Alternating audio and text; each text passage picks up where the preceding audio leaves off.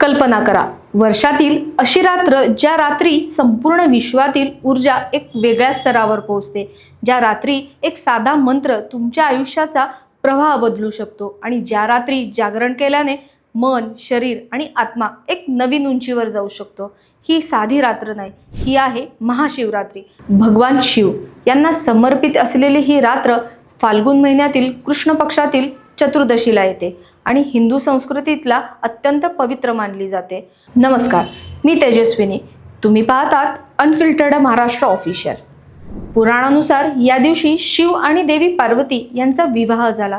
ही रात्र म्हणजे शिव आणि शक्तीच्या मिलनाची रात्र आहे. शिव म्हणजे चेतना आणि पार्वती म्हणजे ऊर्जा. जेव्हा चेतना आणि ऊर्जा एकत्र येतात तेव्हा सृष्टी निर्माण होते, संतुलन निर्माण होणं.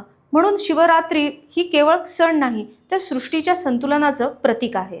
काही कथांनुसार समुद्र मंथनाच्या वेळी निर्माण झालेलं विष भगवान शिवांनी पिऊन संपूर्ण सृष्टी वाचवली आणि म्हणूनच त्यांना नीलकंठ म्हणलं जातं.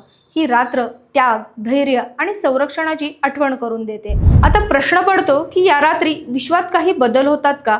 आध्यात्मिक दृष्टिकोनातून असं मानलं जातं की या दिवशी पृथ्वी आणि चंद्राची स्थिती अशी असते की मानवी शरीरातील ऊर्जा वरच्या दिशेला प्रभावित होते. मानवी शरीरात मोठ्या प्रमाणात पाणी असल्यामुळे चंद्राच्या गुरुत्वाकर्षणाचा सूक्ष्म परिणाम शरीरावर होतो.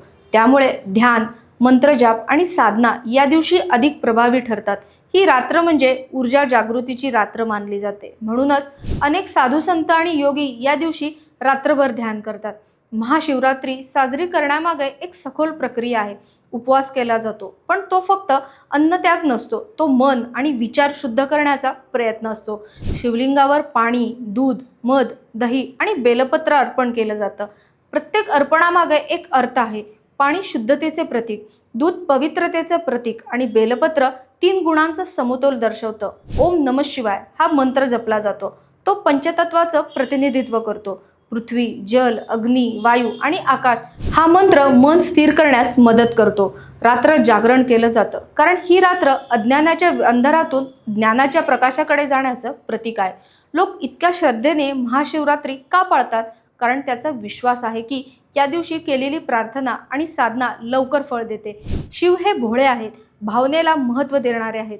पण खरी महाशिवरात्री ही बाह्य पूजा नाही, तर मनात राग, मत्सर, द्वेष असेल तर बाह्य पूजा अपुरी ठरते. शिव म्हणजे शांतता, शिव म्हणजे शून्यत्व, शिव म्हणजे अहंकाराचा अंत. ही रात्र आपल्याला विचारते की आपण खरोखर स्वतःमध्ये बदल करण्यासाठी तयार आहोत का? जर योग्य भावनेने आणि श्रद्धेने ही रात्र पाळली तर मानसिकदृष्ट्या तणाव कमी होतो, मन शांत होते, शारीरिकदृष्ट्या उपवासामुळे शरीर हलकं वाटतं आणि पचनसंस्थेला विश्रांती मिळते. आध्यात्मिकदृष्ट्या आत्मचिंतनाची संधी मिळते आणि स्वतःची ओळख अधिक स्पष्ट होते.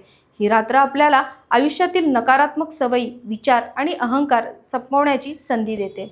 महाशिवरात्री म्हणजे अंधारातून प्रकाशाकडे जाण्याची सुरुवात. ही रात्र आपल्याला शिकवते की संकट कितीही मोठं असलं तरी शांतता आणि संयम यातच खरी शक्ती आहे.